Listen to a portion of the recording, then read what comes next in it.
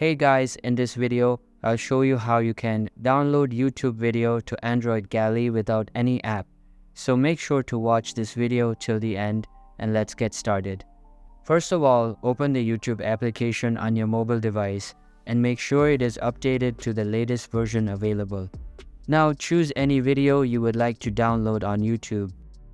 Then tap on the three dots icon and select download. It will ask you to select the quality, select it, and the downloading will be started. In order to download videos directly to your gallery, go to the Your Videos tab on your profile page and choose the video. Then tap on three dots and select Download Video. Now, this video will be downloaded straight into your gallery. And that's how you can download YouTube video to Android Gallery without any app. Hope you liked the video. Thanks.